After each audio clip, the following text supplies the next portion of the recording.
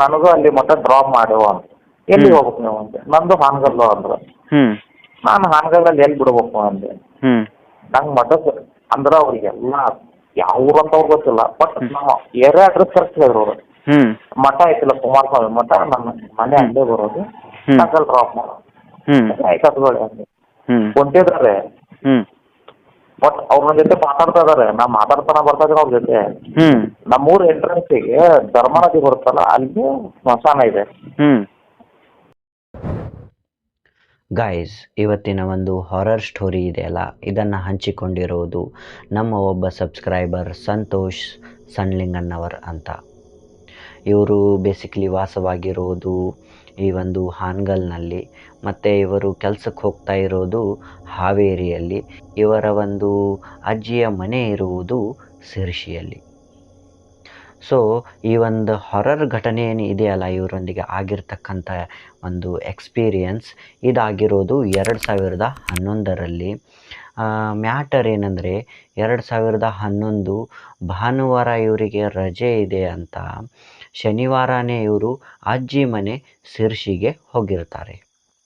ಅಲ್ಲಿ ಭಾನುವಾರ ಎಲ್ಲ ಬೆಳಗ್ಗೆಯಿಂದ ಸಂಜೆವರೆಗೂ ಗುಡಿಗಳು ಅಲ್ಲಿ ಇಲ್ಲಿ ಎಲ್ಲ ಕಡೆ ಸುತ್ತಾಡ್ತಾರೆ. ಆ್ಯಂಡ್ ಹೇಗೆ ರಾತ್ರಿ ಆಗುತ್ತಲ್ಲ ಹಾಗೆ ಇವರಿಗೆ ಏನಂದರೆ ಬೈಕ್ನಲ್ಲಿ ಅಡ್ಡಾಡೋದು ಓಡಾಡೋದಂದರೆ ತುಂಬ ಇಷ್ಟ. ಇವರು ಆವಾಗ ತಮ್ಮ ಬೈಕನ್ನು ತಗೊಂಡು ದೇಶದ ಪ್ರಮುಖ ಸ್ಥಳಗಳಲ್ಲೆಲ್ಲ ಹೋಗ್ತಾ ಇರ್ತಾರೆ. ಅಷ್ಟು ಇವರು ರೈಡನ್ನು ಎಂಜಾಯ್ ಮಾಡ್ತಾ ಇರ್ತಾರೆ.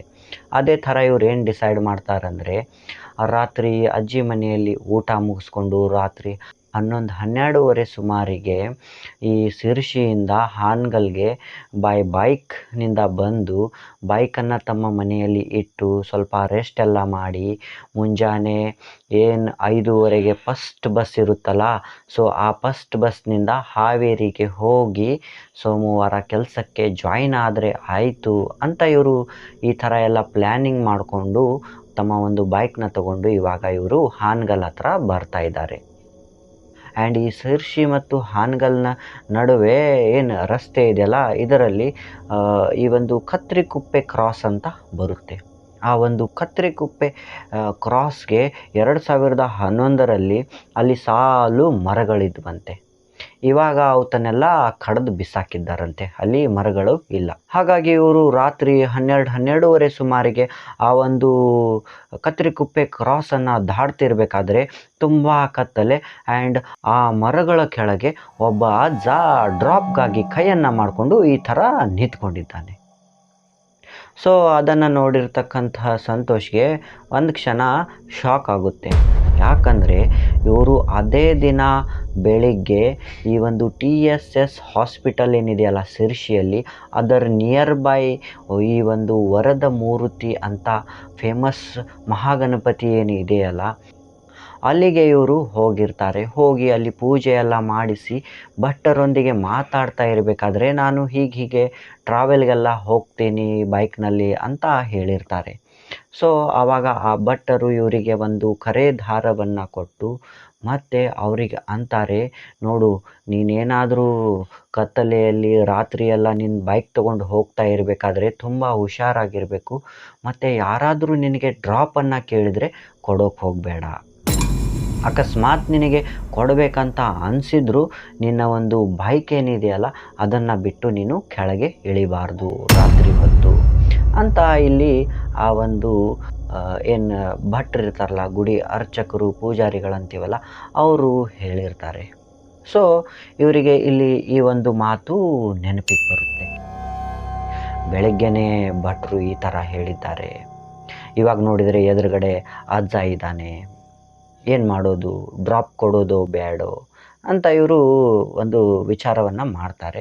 ಮಾಡಿ ಇವ್ರಿಗೆ ಅನಿಸುತ್ತೆ, ನೋಡೋಣ ಅಜ್ಜ ತುಂಬ ಅಮಾಯಕನ ಥರ ಕಾಣ್ತಾ ಇದ್ದಾನೆ, ನಿಂತ್ಕೊಂಡಿದ್ದಾನೆ, ಅವನಿಗೆ ಹೋಗಿ ಕೇಳೋಣ ಎಲ್ಲಿಗೆ ಬಿಡಬೇಕು ಅಂತ. ಅವನೇನಾದರೂ ಸರಿಯಾದ ವ್ಯಕ್ತಿ ಅಂತ ಅನಿಸಿದರೆ ಡ್ರಾಪ್ ಕೊಡೋಣ ಅಂತ ಇವರು ಆ ಅಜ್ಜನ ಹತ್ರ ಹೋಗಿ ಕೇಳ್ತಾರೆ. ಅಜ್ಜ ಎಲ್ಲಿಗೆ ಬಿಡಬೇಕು ನೀನನ್ನು ಅಂತ ಅಂದಾಗ ಅಜ್ಜ ಅಂತಾನೆ, ಏನಿಲ್ಲ, ಹೀಗೆ ನಾನು ಹಾನಗಲ್ಗೆ ಹೋಗಬೇಕು, ಈ ಒಂದು ಕುಮಾರಸ್ವಾಮಿ ಮಠದ ಹತ್ರನೇ ಒಂದು ಲೊಕೇಶನ್ ಹೀಗೆ ಹೋಗಬೇಕಂತ ಹೇಳ್ತಾರೆ. ಅಂದರೆ ಇಲ್ಲಿ ಈ ಒಂದೇನು ಲೊಕೇಶನ್ ಹೇಳಿದ್ದಾನಲ್ಲ ಆ ಅಜ್ಜ, ಅದು ಎಕ್ಸಾಕ್ಟ್ ಕರೆಕ್ಟಾಗಿತ್ತಂತ ಸಂತೋಷ್ ಅವರು ಹೇಳಿದ್ದಾರೆ. ಸೊ ಎಕ್ಸಾಕ್ಟ್ ಲೊಕೇಶನ್ ಆಗಿರೋದ್ರಿಂದ ಇವರಿಗೂ ಏನು ಅನಿಸೋದಿಲ್ಲ, ನೋಡೋಣ ಅಂತ ಹಚ್ಕೋತಾರೆ. ಹೀಗೆ ಇವರು ಇವಾಗ ಏನಂದರೆ ಇಬ್ಬರು ದಾರಿಯಲ್ಲಿ ಹೋಗ್ತಾ ಇರಬೇಕಾದ್ರೆ ಅಜ್ಜ ಮತ್ತು ಸಂತೋಷ್ ತುಂಬ ಮಾತಾಡ್ತಾ ಎಲ್ಲ ಕತೆಗಳನ್ನೆಲ್ಲ ಹೇಳ್ತಾ ರೋಡ್ ತುಂಬ ಹೋಗ್ತಾ ಇದ್ದಾರೆ. ಹೀಗೆ ಹೋಗ್ತಾ ಹೋಗ್ತಾ ಇವಾಗ ಹಾನಗಲ್ ಎಂಟ್ರೆನ್ಸ್ ಬರುತ್ತೆ. ಆ್ಯಂಡ್ ಹಾನಗಲ್ ಎಂಟ್ರೆನ್ಸ್ ಬರ್ತಿದ್ದಂಗೆ ಈ ಹಿಂದೆ ಕೂತಿರ್ತಕ್ಕಂಥ ಅಜ್ಜ ಮಾತಾಡೋದೇ ಬಂದ್ ಮಾಡಿಬಿಡ್ತಾನೆ. ಅವನು ಸೈಲೆಂಟಾಗಿ ಕೂತಿದ್ದಾನೆ. ಸಂತೋಷ್ ಪದೇ ಪದೇ ಮಾತಾಡೋಕ್ಕೆಲ್ಲ ಟ್ರೈ ಮಾಡ್ತಾ ಇದ್ದಾರೆ, ಕ್ವಶನ್ಸ್ ಎಲ್ಲ ಕೇಳ್ತಾ ಇದ್ದಾರೆ ಈ ಒಂದು ಅಜ್ಜನಿಗೆ. ಬಟ್ ಅಜ್ಜ ಮಾತಾಡ್ತಾ ಇಲ್ಲ. ಆವಾಗ ಇಲ್ಲಿ ಸಂತೋಷ್ಗೆ ಸಿಟ್ಟು ಬಂದು ಅವರು ಸ್ವಲ್ಪ ರಾಂಗ್ ಆಗಿನೇ ಅವನಿಗೆ ಹಿಂದೆ ತಿರುಗಿ ಕೇಳ್ತಾರೆ, ಯೋ ಅಜ್ಜ, ಏನು ನಾನು ಇಷ್ಟೆಲ್ಲ ಮಾತಾಡ್ತಾ ಇದ್ದೀನಿ, ನೀನು ಮಾತಾಡ್ತಾನೇ ಇಲ್ಲಲ್ಲ ಅಂತ. ಇವರು ಹಿಂತಿರುಗಿ ಯಾವಾಗ ನೋಡ್ತಾರೋ ಅಲ್ಲಿ ಅಜ್ಜ ಮಂಗಮಾಯ, ಅಜ್ಜ ಎಲ್ಲಿ ಕಾಣ್ತಾ ಇಲ್ಲ ಬೈಕಲ್ಲಿ. ಇವರು ಆತ ಕಡೆ ಈತ ಕಡೆ ನೋಡ್ತಾರೆ, ಅಜ್ಜ ಎಲ್ಲಿ ಹೋದ ಅಂತ. ನೋಡಿದರೆ ಅಜ್ಜ ಅಲ್ಲೇ ಹಾನಗಲ್ನ ಎಂಟ್ರೆನ್ಸ್ನಲ್ಲಿ ಮರಗಳಿರ್ತಾವಂತೆ, ಆ ಮರದ ಮೇಲೆ ಅಜ್ಜ ಕೂತ್ಕೊಂಡ್ಬಿಟ್ಟಿದ್ದಾನೆ.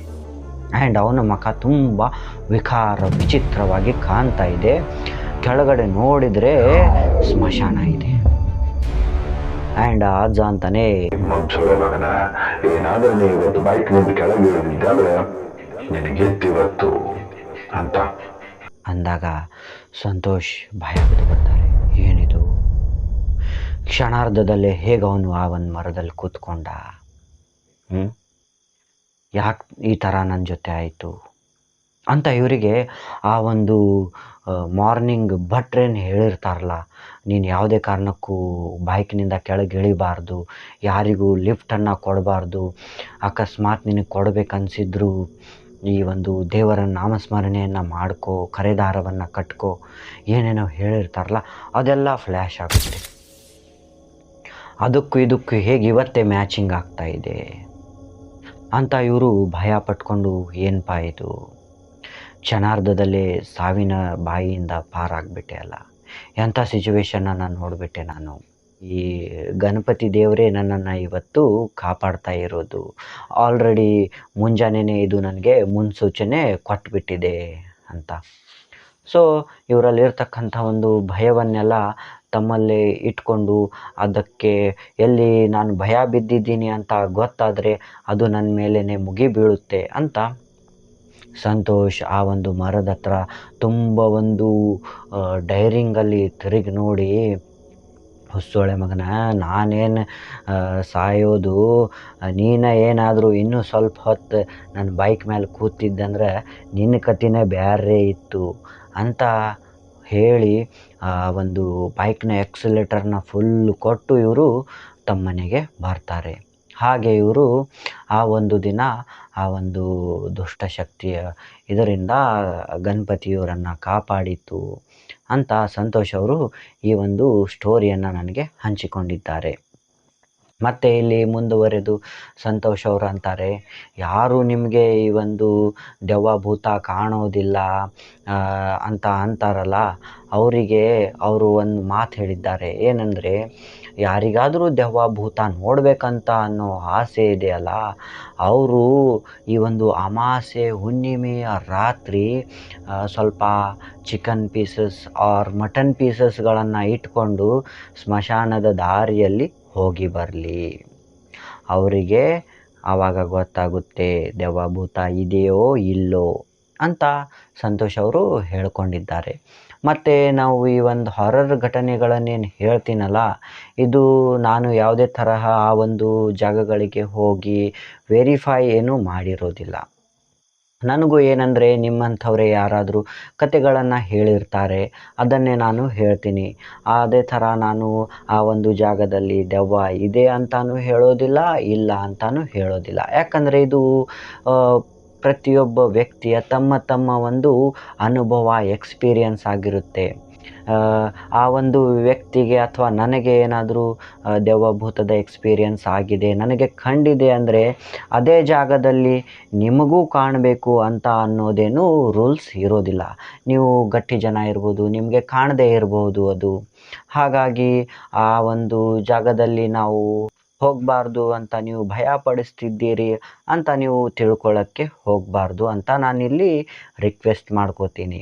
ಮತ್ತು ಈ ಒಂದು ಹಾರರ್ ಘಟನೆಗಳೇನಿದಾವಲ್ಲ, ಇವತ್ತನ್ನು ನೀವು ಎಂಟರ್ಟೈನ್ಮೆಂಟ್, ಮನೋರಂಜನೆ ಅಂತ ತೆಗೆದುಕೊಳ್ಳಿ. ಹೇಗೆ ಈ ಒಂದು ಸಿನಿಮಾಗಳಲ್ಲೆಲ್ಲ ಕೆಲವೊಂದು ಪ್ಲೇಸಸ್ ಎಲ್ಲ ತೋರಿಸ್ತಾರೆ, ಆವಾಗ ನೀವು ಅದನ್ನು ಮನೋರಂಜನೆ ಅಂತ ತಗೋತೀರಲ್ವ, ಅದೇ ಥರ ಇದನ್ನು ನೀವು ಮನೋರಂಜನೆ ಅಂತ ತೆಗೆದುಕೊಳ್ಳಿ. ಅದರ ಬದಲಿಗೆ ನೀವು ನಮಗೆ ಫೋನ್ ಮಾಡಿ ಒಂಥರ ಭಯ ಬೀಳಿಸೋ ಥರ ಮಾತಾಡೋದು, ಧಮಕಿ ಎಲ್ಲ ಹಾಕೋದು, ಆ ಥರ ಎಲ್ಲ ಮಾಡೋಕ್ಕೆ ಹೋಗಬೇಡಿ ಅಂತ ನಾನು ಹೇಳ್ತೀನಿ. ಯಾಕಂದರೆ ನಾನು ನನ್ನ ಒಂದು ವಿಡಿಯೋದ ಸ್ಟಾರ್ಟಿಂಗ್ನಲ್ಲಿನೇ ಡಿಸ್ಕ್ಲೇಮರ್ ಹಾಕಿರ್ತೀನಿ. ಅವು ಏನು ನೀವು ಜನಗಳು ಹೇಳಿರ್ತಿರಲ್ಲ, ಅದೇ ಒಂದು ಎಕ್ಸ್ಪೀರಿಯನ್ಸ್ಗಳಾಗಿರ್ತವೆ ಅಂತ. ಮತ್ತು ನಾನು ನಿನಗೆ ಡಿಸ್ಕ್ರಿಪ್ಷನ್ ಏನಿರುತ್ತಲ್ಲ ನಮ್ಮದು ವಿಡಿಯೋದು, ಅದರಲ್ಲಿ ಸಹ ನಾನು ಮೆನ್ಷನ್ ಮಾಡಿರ್ತೀನಿ. ಸೊ ಅದನ್ನು ನೀವು ಒಮ್ಮೆ ನೋಡಿ ಅಂತ ನಾನು ಹೇಳ್ತೀನಿ. ಅದರ ಬದಲಿಗೆ ನಾನೇನು ಹೇಳಿರ್ತೀನಲ್ಲ ಇನ್ಸಿಡೆಂಟ್, ಆ ಒಂದು ಜಾಗವನ್ನು ಹೆಸರು ಹಾಳು ಮಾಡೋದು ಅಥವಾ ಅಲ್ಲಿ ಹೋಗಬೇಡಿ ಅಂತ ಭಯಪಡಿಸೋದು ಅಂಥದ್ದೇನು ನಾನು ಮಾಡೋಕ್ಕೆ ಹೋಗೋದಿಲ್ಲ ಅಂತ ನಾನು ಹೇಳ್ತೀನಿ. ನನಗೆ ನಿಮ್ಮ ಸಪೋರ್ಟ್ ಎಲ್ಲ ಬೇಕು ಅಂತ ಹೇಳ್ತಾ ಥ್ಯಾಂಕ್ ಯು ಗಾಯ್ಸ್.